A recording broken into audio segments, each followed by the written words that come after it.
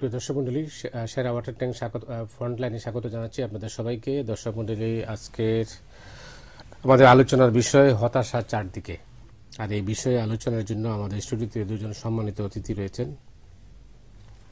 দুজনের নামই চিনেন সবাইকে, যেহেতু পরিচয় করার দরকার নেই, তবুও তত্ত্বাবধায়ক সরকারের সাবেক উপদেষ্টা ব্যারিস্টার মনিরুল হোসেন আমাদের সঙ্গে রয়েছেন। স্বাগত জানাচ্ছি আপনাকে। এরপরে আছেন সাবেক মন্ত্রী পরিষদ সচিব ডক্টর সাদাত হোসাইন, স্বাগত জানাচ্ছি আপনাকে। বলছিলাম যে হতাশা চারদিকে, সরকারে বলুন, বিরোধী শিবিরে বলুন, সর্বত্রই হতাশা। আর এই হতাশাঘাত 5ই জানুয়ারির পর রাজপথ শান্ত, কিন্তু স্বস্তিতে নেই কেউই।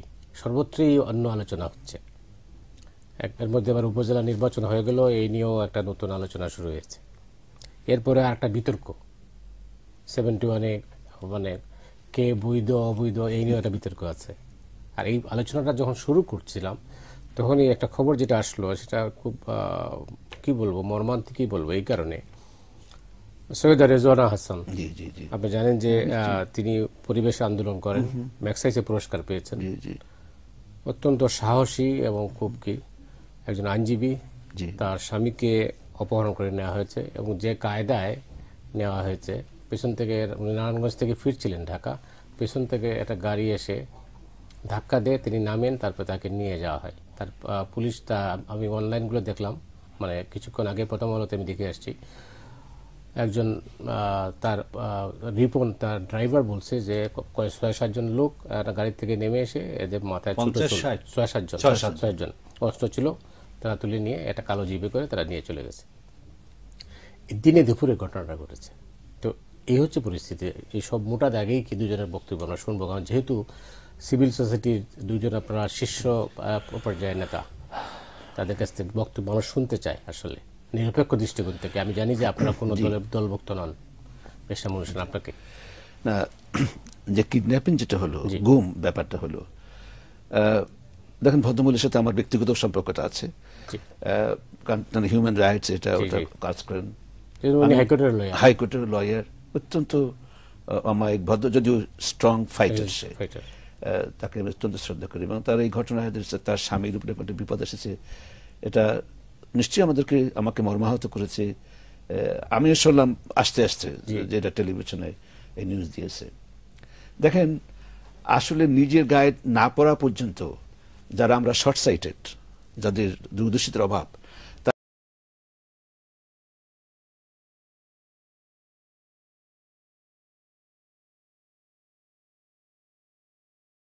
নিয়ে যায়, এরা কারা? এরা কি জাস্ট মিসক্রিয়েন্টস, না এরা কোনো অর্গানাইজ শক্তির অংশ? কারণ মনে হচ্ছে, কারণ এই ভদ্রলোকের সাথে কারো কোনো শত্রু থাকতে পারে, এমন কোন শত্রু থাকতে পারে, he is not a rich man যে তার টাকার জন্য করেছে। এর ভিতরে একটা পলিটিক্যাল কারণ থাকবে, যে কোনো ধরনের হোক না কেন বলে আমি মনে করি। এটা কোনো ব্যক্তিগত শত্রুতার ব্যাপার বলে নয়। কিন্তু যেভাবে অর্গানাইজড হয়ে আসছে, দিনে দুপুরে এইভাবে মানুষকে নিয়ে যাচ্ছে, এটা এইভাবে গুম কিন্তু সব জায়গায় হচ্ছে। আমি শুনছি কোনো কোনো গ্রামে মানুষ রাত্রে, অনেক ছেলেরা বাসায় ঘুমায় না, অন্য জায়গায় যেয়ে ঘুমায়। সব সংবাদ আসে না আমাদের কাছে। অর্থাৎ দেশে কিন্তু একটা, আমরা সন্ত্রাসের বিরুদ্ধে যুদ্ধ করতে গিয়ে কিন্তু হোল দেশটাই কিন্তু সন্ত্রাসের মধ্যে আছি, বুঝতে পারছেন না? তো একটা কথা আছে যে সাদাত সাহেব হয়তো বলতে, ইংলিশে বলা হয় কিং ইজ নেকেড। তো আমাদের যে সরকারটা আছে, সে বুঝতে পারতেছে না যে সে যাই হোক, নির্বাচনে, 5 নির্বাচনে ভোটবিহীন হোক আর যাই হোক, একটা সরকার তো সে, এবং সরকার সে যেভাবে আসলে তার একটা দায়িত্ব থাকে দেশের প্রতি, জাতির প্রতি, জনগণের নিরাপত্তার প্রতি। এবং আপনি বললেন যে সরকারও ভিতরেও কোন রকম হতাশা আছে বলে আপনি মনে করেন। আমার মনে হয় না হতাশা আছে, তারা মনে হয় না, আমি কিন্তু তাদের ভিতরে সকলের দেখি না। কারণ তারা যদি হতাশা থাকতো, তাহলে তারা একটা পথ খুঁজতে চেষ্টা করতো। যে কারণ আমরা সবাই তো, কেউ তো, যেটা আপনি বলেন, পথ চাচ্ছে না। আমরা কিন্তু চাচ্ছি দেশের সরকার থাকুক, মানুষ শান্তিতে থাকুক, নিরাপদে থাকুক, দেশটা উন্নতি করুক, অগ্রগতি হোক, আমরা সবাই মিলে দেশটাকে নিয়ে গর্ব করব। এটা কোনো ব্যক্তির সম্পত্তি হলে পর চলবে না। এই যদি কেউ বলে যেটা আমার রাজত্ব, তাতে হয়তো ব্যক্তিগত আমার কোনো আপত্তি নাই, কিন্তু এইভাবে ব্যক্তিগত রাজত্ব বানাইয়া দেশটা চাইতে পারবে না সে, তার জন্য বিপদ আসবে।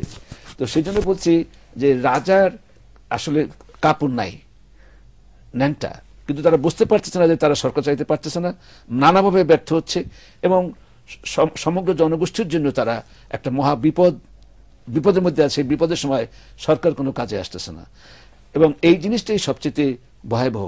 আজকে বিভিন্ন গ্রুপ বিভিন্নভাবে, কেউ চাঁদাবাজি করছে, কেউ সন্ত্রাসী আদায় করছে, ঢাকা ক্যাপিটাল শহরে টর্চার হাউস করে, এবং কারা রাজনীতির সঙ্গে জড়িত লোকটাই কিন্তু করতেছে। ব্যাংক ডাকাতি, সমবায় সমিতি, এটা কি রাজ্য? এটা কিন্তু নৈরাজ্য বলা হয়। আমি বলি যে এটা আইনের নৈরাজ্য চলতেছে, অর্থাৎ সরকারি পৃষ্ঠপোষকতায় বা সরকারের ব্যর্থতার কারণে যে নৈরাজ্য হচ্ছে, এতে লজ্জাশরম থাকলে একটা সরকার উপলব্ধি করতো, বা হতাশাবোধ থাকলে উপলব্ধি করতো যে উই নিড হেল্প, আমি সাহায্য দরকার আমার অন্যদের কাছ থেকে। এখানে অনেক লোক আছে, আমরা একেবারে অশিক্ষিত লোক না, দেশে অনেক জ্ঞানী লোক আছে, এবং সকলে চাই যে আমরা শান্তিই থাকি, কিন্তু তারা এটা ফিল করে না। এই পর্যায়ে আপনাকে অনেক ধন্যবাদ ডক্টর সাজ্জাদ হোসেন, আপনি কিভাবে দেখছেন? এটা আসলে আমি যখন এখানে আসার জন্য রেডি হচ্ছি, তখন আমি জানতে পারলাম, আমাকে আমার এক বন্ধু যে এরকম হয়েছে। তো এটা এর বেশি তো আর আলোচনা করা যায় নাই যে কি হয়েছে, বংশ কিছু জিনিস আপনার থেকে শুনলাম, কিন্তু একটা মনে যেটা এসছে স্বাভাবিকভাবে যে এটা তো একটা ভয়ানক একটা আতঙ্কের ব্যাপার। এরকম আজকে গুম হয়ে যাচ্ছে, কাল ও কিডন্যাপ হচ্ছে, পরশু খুন হচ্ছে। এই যে একদিন বন্ধ ছিল, আজকে খবর কাগজ পড়ে দেখলাম যে বিভিন্ন জায়গায় বিভিন্ন মারা গেছে, এবং এগুলি এমন পর্যায়ে নিয়ে যাচ্ছে যে মনে হয় যে যে লোকটা মারা যাচ্ছে তার মনে হয় একটা XYZ, এটা বেঁচে ছিল এতদিন, তারপর মরে গেল, একজন কুষ্টিয়াতে মারা গেল। তো এটা খুব ইন্টারেস্টিং। আমি সব টেলিভিশনে দেখলাম, কেউ বলল যে এটা একটা পার্টির, বোধহয় জাসদ হাসানুল হক ইনুদের পার্টির সহ সভাপতি কেন্দ্রীয় আর দুই একটা বললো যে একজন নামকরা সন্ত্রাসী, এবং সে তার প্রতিপক্ষ মেরে ফেলছে। তো এখন মনে হচ্ছে যে আপনি যে কোনো লোককে মেরে ফেলতে পারেন একটা নাম দিয়ে, একটা দিয়ে। আর ঘুম যখন হয়ে যায় তখন আরো ডেঞ্জারাস, যে লোকটার কি হলো সেটাও শেষ পর্যন্ত জানা যায় না। এবং আমাদের তো একজন মন্ত্রী বললেন যে আসলে এগুলি কেউ কিচ্ছু হয় নাই, ওরাই নিজেরা পালিয়ে কোন দিকে গিয়ে আছে। এটা মানে একটা কাবার, ওরা বলে থাকে যে আমরা আমাদের ছেলেকে পাওয়া যাচ্ছে না। তবে যাদেরকে ধরে নিয়ে যায় এরকম, এটা সবচেয়ে একটা ভয়ের কারণ। এগুলি আমরা গল্প কাহিনীতে শুনেছি, আগের ইতিহাসগুলিতে করেছি, তো যারা এর মধ্যে ইনভলভ হয় এগুলির কিন্তু কোনো না কোনো দিন বোধহয় তাদের বিচারের সম্মুখীন হতে হবে। এটা তো ঠিকই বলেছেন আপনি। এটা কিন্তু আজকাল কিন্তু ইন্টারন্যাশনাল লতেও এই যে গুম আর হত্যা হচ্ছে, এবং একটা দুইটা না, বেশ হচ্ছে কিন্তু চারিদিকে। প্রথম কথা, এই অবস্থায় কি বলবো শোনেন, আমাদের কষ্ট হয়, আমরা মনে হয় লেখাপড়া শেখাটাই আমাদের ভুল হয়েছে। এই সময় কিন্তু উচিত ছিল যে কোনো সরকারের, যদি কোনো বুদ্ধি থাকতো, বিবেক থাকতো সরকারের, যে সমাজের বিশেষ লোকদের ডেকে বলা যে দেখো দেশটা এই সমস্যার ভিতরে আছে, আমি কি করতে পারি। কোনো সরকারই কোনো ব্যক্তির একার বুদ্ধিতে চলে না। আর এখন যারা চলতেছে তার একার বুদ্ধি কি আছে না আছে আমরা জানি না, কদ্দুর কি বুদ্ধির লোক। এমনকি সরওয়ার্দী ফজলুল হক সাহেব হলেও আজকে এই অবস্থার ভিতরে বিশিষ্ট লোকদের ডাকতেন যে দেশের এই সমস্যা, আমাদের কি ভুল হচ্ছে, কি রাজনৈতিক সংস্কৃতি তো এরকম কথা বলা না। সেটা তো উনি বলছেন, আপনি উত্তর দিচ্ছেন যে যারা সরকার আছেন তারা বোধহয় এটাকে সমস্যা মনে করেন না, তারা হতাশ। আমি মনে করি যে তারা হতাশ নন, তারা বরং সেটা আত্মতুষ্টি বা কমপ্লেসেন্স যে বেশিরভাগের মধ্যেই হতাশা। না, আমি দেখি যে কাছে যখন থাকে তখন বোধহয় মানুষের ওই হতাশা থাকে না, যখন অনেক কিছু পায়। তাই আমি অনেক সরকারের আশেপাশের লোকজনের চিন্তা করে করে তাদের চেহারা, তাদের চলন বলন এগুলি দেখি। যখন আপনি খুব কাছে থাকেন বা ক্ষমতার পান, স্বাদ পান, তখন আপনার ওই হতাশাটা একটু কমে যায়। হতাশা থাকলে মাঝে মাঝে হয় হয়তো, তারপর আবার পাওয়ার আনন্দে আপনার এগুলি চলে যায়। আমি একটু অ্যাড করি এই পয়েন্টে, আমার জন্য কোনো মনে হয় আমি কি একটা দুটো প্রশ্ন আছে নিয়ে আপনার কাছে আসছি। টপিকটা তো গুরুত্বপূর্ণ। জি জি প্লিজ। হ্যালো, আমি ঢাকা থেকে মামুন বলছিলাম। জি বলুন প্লিজ। যে আজকে যে খবরটা যে রেজাউল হাসানের স্বামীকে যে অপহরণ করা হয়েছে, এটা আমার মনে কোনো সন্দেহ নাই, এটাকে টার্গেট কিন্তু সে নিজেই, তাকেই দুর্বল করার জন্যই, তাকেই পঙ্গু করার জন্য, তাকে স্তব্ধ করার জন্য এই কাজটা করা হয়েছে। এই ব্যাপারে কোনো সন্দেহ আমার নাই। আমি আপনাদের বিজ্ঞ আলোচকদের মন্তব্য জানতে চাচ্ছি। অনেক ধন্যবাদ আপনাকে, অনেক ধন্যবাদ। জি হ্যালো। হ্যালো, জি বলুন। আসসালামু আলাইকুম। ওয়ালাইকুম আসসালাম। আমি একজন সাবেক সিনিয়র ব্যাংকার এবং কলাম রাইটার। G please. আমি রেসপেক্টেড ব্যারিস্টার মইনুল হোসেনকে একটি প্রশ্ন করতে চাই। নাম কি? আমরা জানি 1975 সালে চতুর্থ সংশোধনীর মাধ্যমে যখন বঙ্গবন্ধু মাত্র 5 মিনিটে গণতন্ত্রকে হত্যা করে একদলীয় শাসন ব্যবস্থা সংসদে পাশ করিয়েছিলেন, তখন আপনি এর প্রতিবাদে অত্যন্ত বলিষ্ঠ ভূমিকা পালন করে সংসদ থেকে পদত্যাগ করেছিলেন। কিন্তু গত 5ই জানুয়ারির কলঙ্কময় ভোটারবিহীন একতরফা নির্বাচন করে বিরোধী দলবিহীন সংসদ ও একটি অনৈতিক সরকার গঠন করে শেখ হাসিনা একদলীয় যে শাসন কায়েম করেছেন, তার বিরুদ্ধে আপনার সোচ্চার ভূমিকা দেখছি না কেন? আপনারা বিবেকপূর্ণ নাগরিক সমাজ, দেশের মানুষের ভোটাধিকার আদায়। অনেক ধন্যবাদ আপনাকে। আচ্ছা, আমি দ্বিতীয় প্রশ্নের উত্তরটা দিই। জি প্লিজ। কারণ আমার মনে হয় আমার প্রতি একটু অন্যায় করা হয়েছে। আমি এর ব্যাপারে টক শোতে সব জায়গায় বলেছি, 5ই এই নির্বাচনটা ভোটারবিহীন নির্বাচন। এই নির্বাচনের ফলে না তারা পেয়েছে শাসনতান্ত্রিক বৈধতা, না পেয়েছে জনগণের গণতান্ত্রিক বৈধতা। এরপরেও যদি ইত্তেফাক আমার নাই, তবুও কোনো কোনো বাংলা কাগজে আমি আর্টিকেল লিখেছি। অতএব এটা ঠিক না। আমি এই ব্যাপারে অনেক শক্ত কথাই বলেছি। ওই সময় আপনি প্রতিবাদ করেছেন, আমি এখন তো- আরো সোচ্চার ভূমিকা। এখন তো উনি এমপি না। না না, তখন সেই, তো এমপি একটা রিজন, তখনও কিন্তু আমি একটা রাজনৈতিক নেতা হন। যুদ্ধ হিসেবে নামি না, কিন্তু বরঞ্চ এই ব্যাপারে আমি অনেক কথা বলেছি। এই কারণে বলেছি যে একটা স্বাধীন দেশের, আমার দুঃখ লাগে যে সরকারটা বুঝতে পারতেছেন না। একটা স্বাধীন দেশ, বিশেষ করে যে মুক্তিযুদ্ধের মাধ্যমে গণতন্ত্রের জন্য যুদ্ধ করে যে দেশ স্বাধীন হয়, সেই দেশে জি ভোটারবিহীন নির্বাচন করে 153টা সিট ভাগাভাগি করে কোন নির্বাচনে যেতে হয় নাই, করলো। এবং এক সময় আমি বলেছি, এটা শুধু শেখ হাসিনার বা তাদের লজ্জা না, এটা সমগ্র জাতির লজ্জা। কারণ আমাদের ভোটাধিকার নিয়ে গেছে। আমি অনেকবার বলেছি কথা, যেটা বেগম খালেদা জিয়ার কিছু না, আমাদের ভোটাধিকার, যদি আমাদেরকে যদি খারাপ ভাষা বলি, আমাদের মুখের উপর থুতু মারা হয়েছে। কিন্তু যেটা বাস্তবতা সেটা হলো এই, আমরা তো সহ্য করে নিয়েছি। আচ্ছা, এখানে একটা থিওরি আমার আছে, এই থিওরিটা আমি বলে দিই। জি প্লিজ। যে কারণ আমি সবসময় চিন্তা করি সমাধানের কি আছে পথ, হোক বা না হোক। আমি মনে করি বাংলাদেশে এই কথা মনে হয় এখন অনেকে বলার চেষ্টা করছে, আমি যখন বলছি তখন মানে 5-6 বছর আগে থেকে বলেছি যে দলীয়করণের রাজনীতি হলো গণতন্ত্র হত্যার রাজনীতি। আজকে যদি দলীয়করণের রাজনীতি না থাকতো, আর যদি সাংবাদিকরা আর আইনজীবীরা এরা যদি স্বাধীন থাকতো, দলনিরপেক্ষ থাকতো, তাহলে 5ই নির্বাচন করে পার পেতে পারতো না বর্তমান সরকার। আইনজীবীদের আর সাংবাদিকদের ঐক্যবদ্ধ আন্দোলনে শেষ হয়ে যেত। কারণ এত বড় একটা ভয়াবহ কাজ পাকিস্তানি আমলেও শরীর শাসকরা করতে সাহস পায় নাই। এই ভোটারবিহীন, আমরা নুরুল আমিনের বিরুদ্ধে যখন নির্বাচন হইলো, নুরুল আমিন সাহেব প্রধানমন্ত্রী ছিলেন, হি হিমসেলফ ওয়াজ ডিফিটেড, কিন্তু আমরা বলি নাই তখন, ইউনাইটেড ফ্রন্ট, যুক্তফ্রন্টকে বলতে হয় নাই যে এটা কারচুপি হয়েছে। ইয়াহির দিনের নির্বাচন হইলো, বঙ্গবন্ধু 99% সিট পেয়ে গেলেন, তারা চুরি করেছে এটা বলতে হয় নাই। কিন্তু এবার যেটা সে করেছে, ভোট ডাকাতি করে তারা পার পেতে পারতো না, যদি আজকে সাংবাদিকের আইনজীবীরা এই এই যে বাজার খুলছে, যে আসেন সুবিধা নেন, আসেন কেনা বেচা হন, এই কেনা বেচার বাজারে যদি সাংবাদিক এবং আইনজীবীরা আমরা না হইয়া ডিভাইডেড না থাকতাম, তাহলে আর কারো লাগতো না। সাংবাদিকদের এবং লয়ারদের আন্দোলনের ফলেই এই নির্বাচন টিকতে পারতো না। ধন্যবাদ। এই অবস্থায় মানে এই পটভূমিতে বাংলাদেশের গণতন্ত্রের ভবিষ্যৎটা কি আসলে? এটা তো একটা গণতন্ত্র। দেখেন, আমি একটা বলে যে বাংলাদেশি বা আমরা বাঙালিরা যে মুক্তিযুদ্ধ করেছি, মূল এটা হচ্ছে গণতন্ত্রের জন্য। যতই বলেন, লেখা নাই সরাসরি আমাদের কোনো ওই ইয়ের মধ্যে এটা যে গণতন্ত্রই আমাদের, কিন্তু পুরো জিনিসটাই তো গণতন্ত্রের জন্য। যে আমরা জিতেছিলাম, আমাদের যখন ক্ষমতা পাওয়ার কথা ছিল তখন পার্লামেন্ট সেশন বন্ধ করে দিল, তারপরে শুধু হলো। এবং এটা বাংলাদেশের, আমরা মুক্তিযুদ্ধ করেছি, এটা আর্মড স্ট্রাগল ছিল, সশস্ত্র মুক্তিযুদ্ধ হয়েছে, কিন্তু ইন্টারেস্টিংলি এটা হচ্ছে গণতান্ত্রিক সংগ্রাম ছিল। শেষ পর্যন্ত এখানে কিন্তু কিছু কনফিউশন, কিছু আপনার কন্ট্রাডিকশন সেগুলি আছে, কিন্তু গণতন্ত্রের জন্যই। এখন গণতন্ত্র বাংলাদেশের, আমার ব্যক্তিগত ধারণা যে মানুষের রক্তের মধ্যে, মানুষের প্রতি লোমকূপের মধ্যে আপনার গণতন্ত্রের ইয়ে আছে। গণতন্ত্রের জন্য সে সংগ্রাম করবে।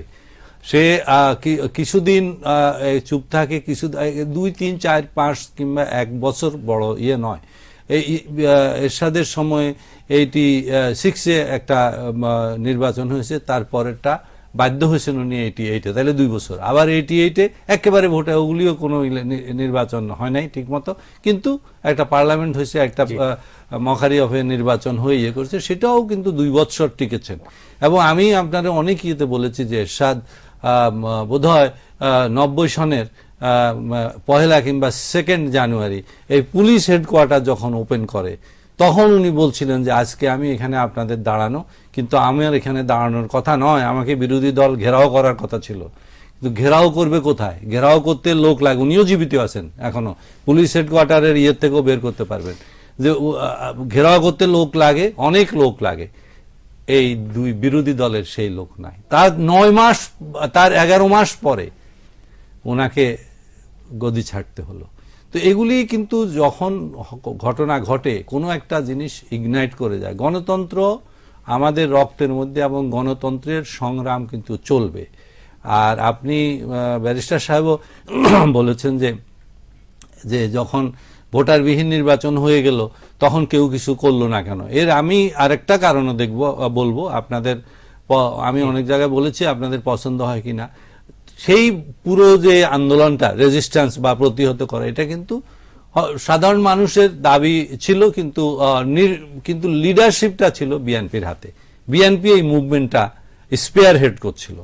তো বিএনপি যে কোনো কারণেই 5ই পরে তারা এটা যখন করে নাই, সাধারণ মানুষ একটু লিডারলেস হয়ে গেছে। আমার কাছে যেটা মনে হয়েছে বিএনপির বা ওই বিরোধী দলের সবচেয়ে বড় ফেলিউর হয়েছে, যেটা বুদ্ধির ভুল বা তাদের অ্যাডভাইজার ঠিক মতো ছিল না, সেটা হলো 13ই ডিসেম্বর। 13ই ডিসেম্বর যখন 154 জন, প্রথম 154, তারপরে কুমিল্লা 8-এর ইয়ে ফেল করলো, তারপরে 153 হলো, আবার শিরিন শারমিনের নিয়ে 154 জন। 154টা ইয়ে যখন আনকন্টেস্টেড হলো, সত্যি বলতে কি সেই সময় তো বিএনপি এবং বিরোধী দল ওই রাত্রে, ওই বিকালে তাদের বিজয় মিছিল বের করার কথা ছিল, পরের দিন তারা বিজয় মিছিল করার কথা ছিল, এবং তারা 5ই নির্বাচনকে তারা বলা উচিত যে এটা কিছু না, এটাতে আমাদের কোন ইন্টারেস্ট নাই, যার নামক। কারণ আমাদের দেশের বেশিরভাগ লোক আমাদের কথা শুনে তারা নির্বাচনে অংশ নেয় নাই, কিন্তু তারা সেটা করতে পারলো না। তারা উল্টা বংশ 5ই প্রতিহত করতে গেল, একটা নতুন টার্গেট দিল, সেই টার্গেট তাদের যখন ফেল হয়ে গেল, তখন তারা বললো আমরা পরের ইভেন্টে যাব। কেন? আমি অনেকে জিজ্ঞেস করেছি কেন বিএনপি 13ই ডিসেম্বর বিজয় মিছিল করলো না, সেটা বলতে ইয়ে হয় না। তারা পরে ওই যে হেরে যখন গেল তখন বলল আই ডোন্ট নো, আমি জানি না, তাদেরকে ইয়ে করে দিল। অথচ এটা তাদের উচিত ছিল ওই সময় বিজয় মিছিল বের করে ছোট ছোট প্রোগ্রামগুলি বাদ দিয়ে আবার 6ই জানুয়ারি থেকে, আওয়ামী লীগ যেরকম করেছিল, 6ই জানুয়ারি থেকে তাদের হরতাল ইত্যাদি দেওয়ার কথা উচিত ছিল। অনেক ধন্যবাদ আপনাকে। একা দর্শকের প্রশ্ন নিয়ে আবার ফিরছি আপনার কাছে। জি, হ্যালো। আসসালামু আলাইকুম। ওয়ালাইকুম আসসালাম। আমি সৈয়দ জিল্লুর রহমান বলছিলাম। আমার একটা প্রশ্ন হলো, বর্তমানে যেভাবে হত্যা, গুম এবং রাজনৈতিক সন্ত্রাস চলছে, এতে আমাদের দেশকে, এই জাতিকে এবং পুলিশি রাষ্ট্র বানানো প্লাস জাতিকে দ্বিধাবিভক্ত করার জন্য দায়ী কে? পুলিশ রাষ্ট্র এবং দেশকে বিভক্ত একটা ভালো প্রশ্ন। আমি মনে করি এই প্রশ্নটা আমার মনে বারে বারে জাগছে, যে মুক্তিযুদ্ধকে কেন্দ্র করে সমগ্র জাতি এক হইলাম।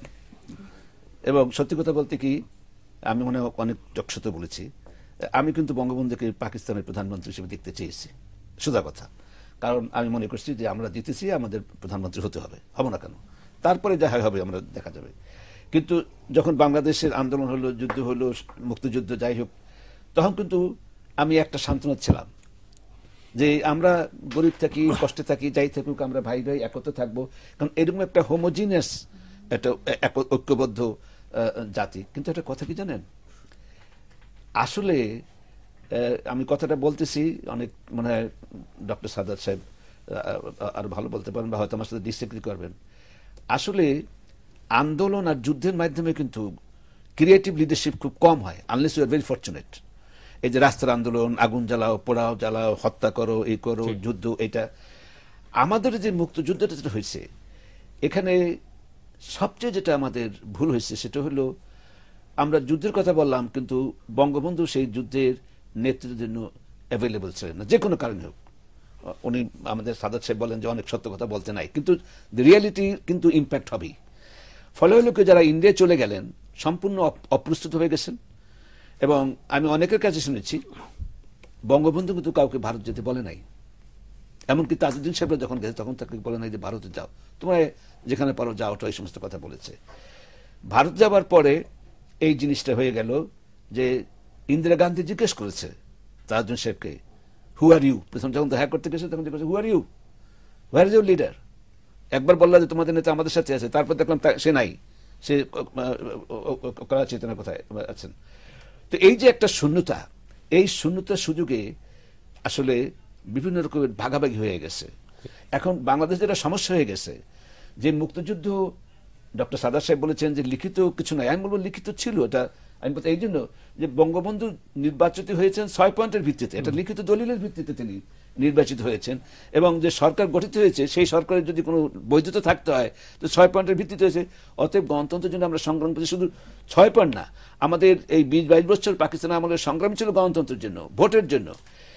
আজকে দেখা যায় যে মুক্তিযুদ্ধটাকে ব্যবহার করা হয়েছে যেন বাংলাদেশের উপর কার আধিপত্য প্রতিষ্ঠা হবে তার জন্য, কার কর্তৃত্ব প্রতিষ্ঠা হবে। আমরা যুদ্ধ করলাম জনগণের কর্তৃত্ব প্রতিষ্ঠার জন্য, স্বাধীন দেশ করার জন্য। এখন দেখে যে এইটার উপরে কার কর্তৃত্ব, এটা কি বিএনপির কর্তৃত্ব হবে, জিয়া রহমানের কর্তৃত্ব প্রতিষ্ঠা হবে, না বঙ্গবন্ধুর কর্তৃত্ব প্রতিষ্ঠা হবে, কে কোথায় ছিলেন? এটা একটা দেশটা যেন একটা দখল ব্যাপার হয়ে গেছে। এই জন্যই বলতেছি যে মুক্তিযুদ্ধের যে আসল উদ্দেশ্যটাকে যেভাবে ব্যাহত করা হয়েছে, বিভ্রান্ত করা হয়েছে, ভাগ করা হয়েছে। সেদিনকে একজন বলছে, আমি বলবো না, আপনি বললে হয়তো জানবেন কে বলছে। তিনি থিওরি দিচ্ছেন যে বাঙালির একটা বিরাট অর্জন হলো এই মানে স্বাধীনতা সবকিছু কেন্দ্র করে, সেগুলো কি জাতীয়তাবাদের ধারা, পাকিস্তান ভেঙে যে একটা জাতীয়তাবাদী ধারা প্রতিষ্ঠা হয়েছে। আর এত স্বৈর শাসনের ভিতরে তো এই জাতীয়তাবাদী ধারা থাকতে পারে। আমার যে মানুষের অধিকারের জন্য, আইনের শাসনের জন্য, সুবিচারের জন্য আজকে যে 26 মার্চের যে ঘটনার পরে আমরা কি চেয়েছি, আমরা গুম হবে, হত্যা হবে। এবং আসল কথা কি জানেন, হ্যাঁ আমাদের মতো লোক বেশি দিন আর বাঁচবে না, সেজন্য বলেই যাচ্ছি। এই হত্যা গুম কিন্তু রাজনৈতিক, যে কথা একজন প্রশ্নকর্তা বলেছেন, এটা কোনো চুরি ডাকাতির ব্যাপার নয়, রাজনৈতিক ভাবে হচ্ছে। এই কি ধরনের ভিসাস রাজনীতি চলতেছে এইটা সম্পর্কে আমরা শিক্ষিত সমাজ জানতে চেষ্টা করছি না। এবং এর বড় শক্তি ছিল, আমি আবারও বলবো, সাংবাদিক ভাইয়ের আমাদের ছেলেও বলতে পারে, আমার তো বয়স হয়েছে এখন, এবং আইনজীবীরা।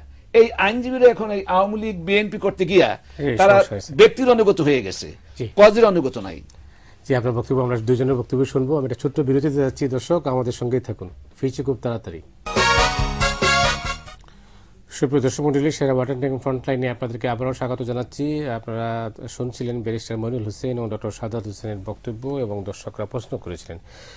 ব্যারিস্টার সাহেব যেখানে শেষ করেছেন, ডক্টর সাদাত হোসেন আপনার কাছে আসছি, জনগণের কর্তৃত্ব প্রতিষ্ঠার জন্য এই মুক্তিযুদ্ধ হয়েছিল, দেশটা স্বাধীন হয়েছিল, জনগণের কর্তৃত্ব, জনগণের কর্তৃত্ব মানে তো গণতন্ত্র। হ্যাঁ, তো সেটা তো আমরা বলেছি যে গণতন্ত্রের জন্যই তো ইয়ে হয়েছে। কোন কোন খুব ওইভাবে একদম আমাদের প্রস্তাবনার মধ্যে বা আমাদের যে ঘোষণা ইয়ে স্বাধীনতার যে প্রস্তাব, ওর মধ্যে যে একেবারে সরাসরি সুন্দর করে লেখা আছে তা নয়, কিন্তু লাইনে লাইনে প্রতি ইন বিটুইন দ্য লাইন পড়লে ওইটাই হচ্ছে গণতন্ত্র, এটাই হচ্ছে আমাদের মূল উদ্দেশ্য, যে আমরা গণতান্ত্রিক অধিকার চাই এবং আমরা অনাচার অত্যাচারের অবসান চাই। তো সেটার জন্য দেশ স্বাধীন হয়েছে, এবং গণতন্ত্রের আমি যেটা বলেছি যে গণতন্ত্রের জন্য এই দেশের লোক আজীবন সংগ্রাম করেছে, ভবিষ্যতেও সংগ্রাম করবে দরকার হলে। কিন্তু এই অবস্থার জন্য আপনি কাদেরকে দায়ী করবেন?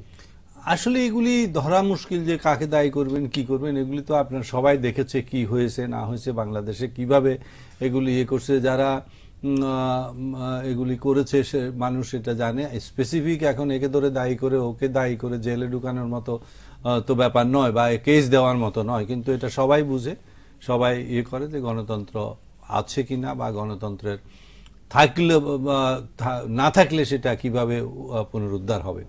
আমি তো বলেছি যে আসলে ইলেকশনের সময়ে মানুষ কিন্তু মনে করেছিল যেটা বিরোধী জোট এবং বিরোধী জোটের নেতৃত্বটা বিএনপির ইয়েতে ছিল, তারা হয়তো এটার জন্য কিছু ইয়ে করবে, কিন্তু সেখানে মানুষ, আমি মনে করি যে একটা স্টেজে তারা মনে করছে যে স্পিয়ার হেড করার মতো আর কোনো গ্রুপ বা ইয়ে নাই, নেতৃত্ব নাই, সুতরাং তারা চুপচাপ হয়ে গেছে। কিন্তু ওই দুঃখটা সবার মধ্যে আছে। অনেকেই হয়তো বলেন, অনেকে বলেন না যে তারা ভোটাধিকার, অন্তত মেজরিটি পিপুল ভোটাধিকার পায় নাই, সেই দুঃখ তো তাদের রয়ে গেছে। না, কিন্তু সবই আছে, কিন্তু প্রশ্ন তারপরও থেকে যাচ্ছে রাজনৈতিক নেতারা বা আমরা সবাই, কারণ সবারই তো এই অবস্থার জন্য কাকে ব্যক্তি মানে একজনকে হয়তো দায়ী করলেন না, কিন্তু আজকের এই অবস্থার জন্য বেশির সাহেব যেটা বলছেন যে সাংবাদিকরা বা আইনজীবীরা বা সিভিল সোসাইটির অন্যরা কেউ যে দায়িত্ব পালন করেন নাই, বিরোধী দল তো করেই নাই, সংঘবদ্ধভাবে করে নাই। আর তাছাড়া এখানে বাংলাদেশের যদি আপনি এখন 68-এ আমরা যখন মুভমেন্ট করেছি, 69-এও যখন মুভমেন্ট, তার সাথে আপনি মিলাইতে পারবেন না।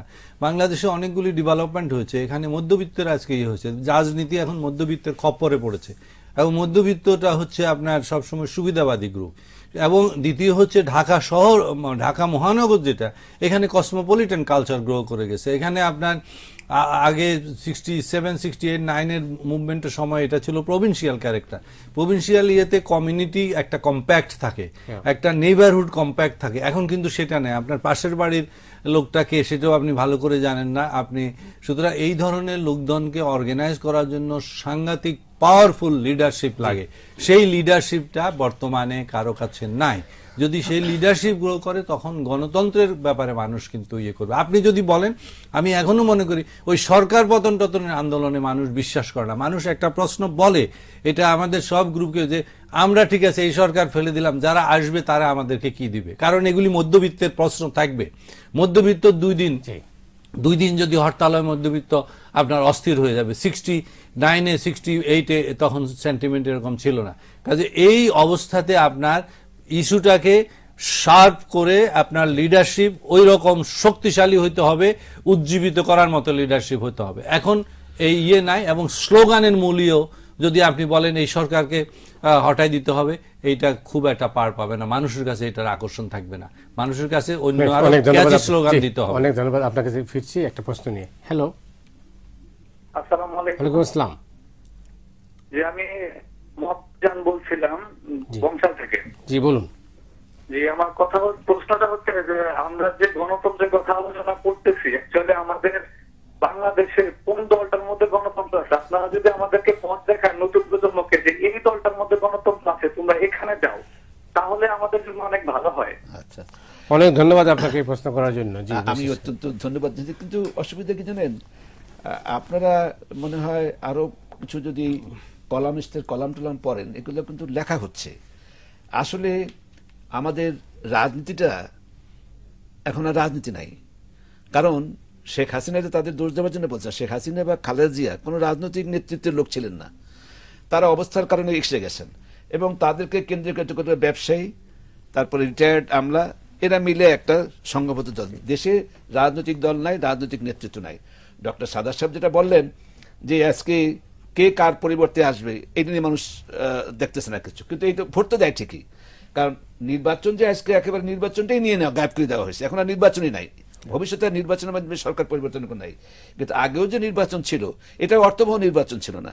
হাসিনার পরে খালেদা জিয়ার পরে হাসিনা আসবে, এবং এই 5 বছর তারা 5 বছর আবার রাষ্ট্রীয় খরচ তারা আরামে আসে থাকতেন, এবং পার্লামেন্টে যেতেন না, জনগণের কথা বলতেন না, এটা অসুবিধা। অতএব এই মুক্তিযুদ্ধের ফলে বিশেষ করে আমাদের সবচেয়ে দুর্ভাগ্য হলো যে আমরা রাজনৈতিক নেতৃত্ব পাই নাই, যেটা ডক্টর সাদাত সাহেব বলেছেন। কিন্তু এই নেতৃত্বটা যদি আসে কোত্থেকে, এখন নেতৃত্ব নাই। কিন্তু এমনকি ইংল্যান্ড আমেরিকা পর্যন্ত দর্শক বলছেন যে দলের মধ্যে ভেতরে এটা তো পলিটিশিয়ানই না, দলের থাকবে কেমন করে? কারণ যারা খালেদা জিয়ার সঙ্গে আসে বা শেখ হাসিনার সাথে আসে, আপনি দেখলেন কি তারা মন্ত্রী মিনিস্টার হবে, যা কিছু তাই করতে পারে, ব্যবসা মানুষ যা ইচ্ছে করে, তারা তো রাজনীতিবিদ নন। রাজনীতি ছিলেন ফজলুল হক সাহেব, সরওয়ার্দী সাহেব, বাশার সাহেবেরা, যে তারা যাই সম্পদ সৃষ্টি করার জন্য রাজনীতি করে, এত সম্পদ বাড়ি গাড়ি করার জন্য, বিদেশে টাকা পয়সা, যদি কোনো সময় ঠিক মতো পরিবর্তন আসে দেখবেন যে কি দৌড় শুরু হয়, যারা রাজনীতির নামে ব্যবসা করে কোটি কোটি টাকা। অতএব রাজনীতির দেশে নাই, অতএব রাজনৈতিক নেতৃত্ব নাই। দলে কেমন হবে, কারণ তারা তো খালি ব্যবসা করতে আসছে। ফলে খালেদা জিয়া থাকলে ভালো, নেতৃত্ব পরিবর্তন দরকার নাই, শেখ হাসিনা থাকলে ভালো, ব্যবসা ভালো চলতেছে আমাদের। কিন্তু আমাদের যেটা কথা, আমার যেটা কথা সেটা হলো সব দেশে এই জন্যই একটা গল্প আমি বলেছি, এটা গল্প না, সত্যি কথা বলতে কি, যে ইস্ট ইন্ডিয়া কোম্পানি কি করে বাংলাদেশ জয় করলো। যুদ্ধ করতে হয় না, কিন্তু সিরাজউদ্দৌলা ঘোড়া টোড়া হাতি টাতি কামান টামান সব সাদাই রাখছে। ব্রিটিশরা চালাক, সে মনে করে বাঙালির চরিত্র চেন, সে করলো কি প্রধান সেনাপতি কিনে নিল, আর যুদ্ধই হলো না। তো বাঙালির যে চরিত্রের যে দুর্বলতাটা, যে একটু স্বার্থ পেলে প্যাট্রিয়টিজম, দেশ ভালো, এগুলো আমাদের মনে থাকে না। বাংলাদেশ যদি আজকে দেশের প্রতি প্যাট্রিয়ট হইতো, তাহলে তারা শেখ হাসিনাকে পরামর্শ করতো, খালেদা জিয়াকে পরামর্শ করতো। This is not politics. কিন্তু আমাদের মতো ব্যারিস্টাররা, অনেক বড় বড় আইনজীবী, ডাক্তার, তারা তাদের পিছনে ঘুরতেছে কি জন্য? চাকরি পাবে।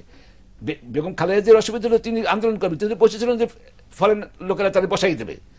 শেখ হাসিনা যে আজকে শক্তিশালী, সে কিন্তু কোনো না কোনো বিদেশিদের শক্তির জন্য শক্তি, এত শক্তি তার নিজের না, এটা আমি বলে যাব। এই শক্তি, এতটা শক্তি তার নিজের নয়। এবং এই জন্য বাংলাদেশে একটা বড় আকারের সংকট সৃষ্টি হতে যাচ্ছে। এবং আমি বলবো যে নেইবারিং কান্ট্রি হিসেবে ভারত এর দায়িত্ব নিতে হবে। বাংলাদেশে যে সমস্ত অঘটন ঘটতেছে এবং যা হয়েছে, পারসেপশন, মানুষের পারসেপশন হলো যে এটা ভারতীয় সাহায্য সহযোগিতা এটা হচ্ছে। এবং আমরা আশা করি যে ডেমোক্রেটিক কান্ট্রি, যে ভারত এটা বুঝতে পারবে যে this is not the way, এটা নেপাল টেপাল হবে না বাংলাদেশ। অনেক ধন্যবাদ আপনাকে। ডক্টর সাজাদ হোসেন, আপনি নিজে মুক্তিযুদ্ধ করেছেন, তো বীরসা সাহেব অনেকটা আবেগপ্রবণভাবেই বলেছেন যে এর বাস্তবতা কিন্তু তাই। তো না, মুক্তিযুদ্ধের সাথে এগুলির সব কিছুতে মুক্তিযুদ্ধ আনছেন কেন? আমরা তো আনছি সবাই, সব জিনিসের মুক্তিযুদ্ধ করা হয়েছে। যদি আপনি বলেন, সাধারণ মানুষরা মুক্তিযুদ্ধ করেছে দেশ স্বাধীন করার জন্য।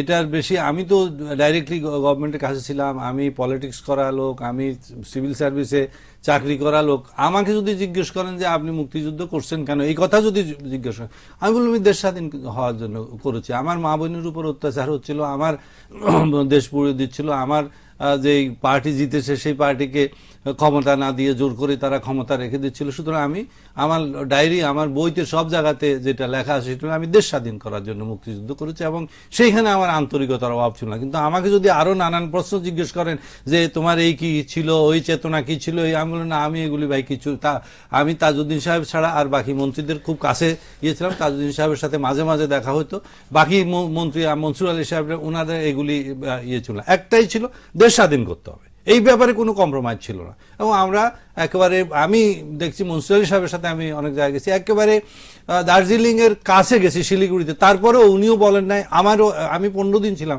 আমরা কোনো সময় এটা দেখতে যাই না। যে অনেকে বলছে যে স্যার এত কাছে আসছেন যান, কিন্তু ওর পরে যদি জিজ্ঞেস করেন যে না আরো কি ছিল, আরো কি করবেন, আরো কি করবেন, না আমরা 505ম পরিকল্পনা কি করব, তারপরে সেখানে নিউট্রিশন কি হবে, নারীর অধিকার কি হবে, শিশুর অধিকার কি হবে, এত কিছু ছিল না। দেশ স্বাধীন করতে হবে। ঠিক আছে, আপনি যে কথাটা বলছেন ঠিক আছে, কিন্তু আপনি আর গণতন্ত্র, আপনি আগে যে কথাটা বলতেছিলেন, আমি যেটা বলতে চাচ্ছেন যে মুক্তিযুদ্ধ সবকিছু আলোচনা করা, আজকে কিন্তু সত্যি কথা বলতে কি অত্যন্ত দুঃখের সাথে বলতেছি, আমি এখানে ছিলাম, আমি দেখেছি মানুষের সাফারিং, আমরা যে বেঁচে আছি, পালাই পালাই বেঁচে আছি, যে এরকম ভাবে একটা হুঙ্কার দিয়া যে ঘরে ঘরে দুর্গ করবো, সবকিছু করে আমাদের বিপদের দিয়ে, তারপর কে কোথায় চলে গেলেন নেতারা, তারপরে হঠাৎ দেখুন তারা সাকসেসফুল হলেন, এবং ভারতের সাহায্যে তারা এই মুক্তিযুদ্ধে সাকসেসফুল হয়েছেন। ফলে হয়েছে কি, তারা সাকসেসটাকে তারা নিজেদেরকে বড় করে দেখার জন্য এই মুক্তিযুদ্ধে আমাদের জন্য সমস্যা হয়ে গেছে, because of the লিডারশিপস। Some leaders think যে তারা একটা বিরাট যোদ্ধা হয়ে যায়, দেশটা স্বাধীন করে ফেলছে, বুঝতে পারছে এটা তাদের, যেটা আমি বললাম, এটা মনির হোসেনের, এইটা মতিউর রহমান চৌধুরী সাহেবের, এইটা আমরা সব যুদ্ধ করে আসছি। আরে যুদ্ধ করে তো সাধারণ মানুষ যুদ্ধ করছে, তারা দেশ স্বাধীন করছে কি জন্য? দেশ স্বাধীন অর্থটা কি? সেটাই বলছি, দেশ স্বাধীন অর্থটা কি? আমি নিরাপদে থাকবো, আমি সুবিচার পাবো। আর গণতন্ত্র তো খালি ইলেকশন না, জুডিশিয়ারি থাকবে। আজকে বিচার বিভাগে দেখেন ব্যবসা চলতেছে, আজকে আইনজীবীরা ভাগাভাগি হয়ে গেছে, সম্পূর্ণ সব কিন্তু মুক্ত। আর যদি সমালোচনা করতে চান মুক্তিযুদ্ধের চেতনা, এর চেতনার কোনো ব্যাখ্যা দেবে না কেউ। জিজ্ঞেস করেন, আমি মনে করি আজকে বাংলাদেশের যে সংকট, মুক্তিযুদ্ধ সম্পর্কে বিশদ আলোচনা হওয়া দরকার। What kind of liberation war some people think it was and some of us think it was. কারণ এইটা নিয়ে সমস্যা, এই মুক্তিযুদ্ধের নামে আজকে জাতিকে এত বিভক্ত করা হয়েছে, বিভক্তি, এই তাদের স্বার্থের জন্য কে দখল করবে।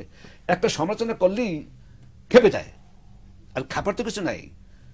বঙ্গবন্ধু জননেতা, আমার নেতা, আপনার সকল নেতা, যারা জননেতা তাদের সম্বন্ধে জন প্রশংসা করে, তাদের সম্বন্ধে প্রশ্নও থাকে। জিয়াউর রহমান ছিলেন মুক্তিযোদ্ধা, তার সম্বন্ধে প্রশ্ন থাকতে পারে। তিনি ওখানে গিয়ে অস্ত্র নিয়ে যুদ্ধ করছেন, তার সম্বন্ধে প্রশ্ন থাকতে পারে। এটা খারাপ কিছু না। তবে আমি একটু বলবো যে আমি কিছু কিছু প্রশ্ন অনেক সময় না করাই ভালো, এবং এটা আমাদের পবিত্র কোরআন শরীফে বলা আছে, এমন প্রশ্ন করো না যার উত্তর তোমার জন্য কষ্টদায়ক হবে। যেমন অনেক প্রশ্ন আপনার এমন উত্তর চলে আসবে আপনি হয়তো পরে শকড হবেন। তো মুক্তিযুদ্ধটা, বাংলাদেশের মুক্তিযুদ্ধ কিন্তু দেখতে যত সোজা মনে হয়, আসলে অত সোজা না, এটা কমপ্লেক্স। কারণ আমরা গণতন্ত্রের জন্য, গণতান্ত্রিক চিন্তাধারা নিয়ে আমরা কিন্তু আর্মড রেভলিউশন করেছি, একেবারে অস্ত্র হাতে, এবং সেখানে একটা থার্ড কান্ট্রি অ্যালাইড হিসাবে আমাদের সাথে যোগ হয়েছে, এবং তাদের লোক মারা গেছে, তাদের সুপেরিয়র, তাদের প্রাধান্য ছিল, এগুলি অস্বীকার করে। তারা লিডারশিপ যেটা হয়েছে মিত্রবাহিনী, সেখানে তারাই তো লিডার ছিল। তো এইখানে আবার আপনার একটা ফ্রন্টাল ওয়ারও হয়েছে, শুধু গেরিলা ওয়ার টাইপের না। এত কিছুর পরে যারা ধরা পড়েছে তাদেরকে অন্য কান্ট্রিতে নিয়ে গেছে, জেনেভা কনভেনশনের অনেক কিছু এখানে যোগ হয়েছে। যোগ হওয়াতে মুক্তিযুদ্ধটা দেখলে যত সিম্পল মনে হয় তত নয়। ফিরে আসার পরে আমরা যে গভর্নমেন্ট করছি সেটা রেভলিউশনারি গভর্নমেন্ট না, সেটা কিন্তু ওই সব এমপিদেরকে নিয়ে গভর্নমেন্ট করা হয়েছে। তো এর ফলে এই যে এত কমপ্লেক্স এর ফলে অনেক কিছু ছোট ছোট রেভলিউশনারি গভর্নমেন্ট হওয়া দরকার ছিল। আমি মনে করছি না, যদি রেভলিউশনারি গভর্নমেন্ট হতো এক ধরনের হতো, কিন্তু যে ধরনের ওয়ার হয়েছে, দেয়ার ওয়াজ এ গ্রুপ যারা মনে করে যে রেভলিউশনারি গভর্নমেন্ট হওয়া ছিল, কারণ নর্মাল আইনে কুলাবে না। যেই কারণে আজকে যেসব কথাবার্তা হয় অনেকগুলি এত কিছু কি করে আমরা যখন গভর্নমেন্টটা টিপিক্যাল গণতান্ত্রিক টাইপের গভর্নমেন্ট করতে, ছোট ছোট ভুল, কিন্তু ছোট ছোট গ্যাপ এখানে থাকতে পারে। এই অবস্থায় আপনি যদি ভুল ধরতে চান, নানান কিছু ধরতে পারবেন, কিন্তু আমরা এগুলি নিয়েই বাংলাদেশ, সেই জন্য হচ্ছে না। কতগুলো সত্য কথা আমরাও প্রশ্ন করতে চাই নাই, কঠিন সত্য কথা আমরাও বলতে চাই নাই। আমরা যে কেন অসহায়ভাবে 10 লক্ষ হোক, 20 লক্ষ, 30 লক্ষ মারা গেলাম, কেন যারা এত বড় বড় কথা বললো তারা নিরাপদ স্থানে চলে গেলেন, তাই না? কেন বঙ্গবন্ধু অ্যারেস্ট হলেন, এই সমস্ত অনেক প্রশ্ন আমরাই করতে চাই নাই। কি জন্য? যে আমরা সবাই মিলে শান্তি থাকি। কিন্তু আজকে 40 বছর মধ্যে দেখা যায় এই বঙ্গবন্ধুকে ব্যবসা করে, বঙ্গবন্ধুকে কেন্দ্র করে যে সমস্ত কাজ হচ্ছে, জাতিটাকে বিভক্ত করা হচ্ছে। এবং এই প্রশ্নগুলো যদি করতাম, এই জন্য দেখেন সাউথ আফ্রিকায় after the achievement of liberation তারা কিন্তু একটা ট্রুথ কমিশন করছিল, যে আলোচনা। আমি মনে করি আজকে দুটো জিনিস আমি আজকে বলবো। একটা হলো বর্তমান যে সমস্যা, একটা জিনিস আজকে জানেন অদ্ভুত, যেহেতু রাজনৈতিক নেতৃত্ব নাই, রাজনীতি নাই, ব্যবসায়ীদের কাছে রাজনীতি চলে গেছে, টাকা পয়সা। আজকে যে কোনো রাজনীতিবিদ যদি হয়তো যাতে থাকতো বাংলাদেশে, সে আজকে সকল মতামতের লোকদের একটা মিটিং ডাকতো। দেশে যে ভয়াবহ অবস্থা, আপনি কি বলেন? একটা ঝুলন্ত সরকার তো এটা, তারা করলো না। এখন করবে কি? যদি আলোচনা ডাকেন তাহলে আওয়ামী লীগের লোকদের ডাকবে, দলীয় নতজানু লোকদের ডাকবে। আচ্ছা, আর যদি বিএনপিকে ডাকতে বলেন, বিএনপি ওই নতজানু তাদের যে আছে লোক ডাকে। যে এই জাতিটা যে আমাদের সকলের, এটা বিএনপির না, আওয়ামী লীগের না, থাকে দল আছে তারা, এই চিন্তাভাবনা নাই। এই চিন্তাভাবনা ছিল সরওয়ার্দী সাহেবের মতো লোকেরা। সরওয়ার্দী সাহেব ইউনাইটেড ফ্রন্ট করলেন, সম্পূর্ণ সংগ্রাম আওয়ামী লীগ করলো তখনকার পাকিস্তান আমলে।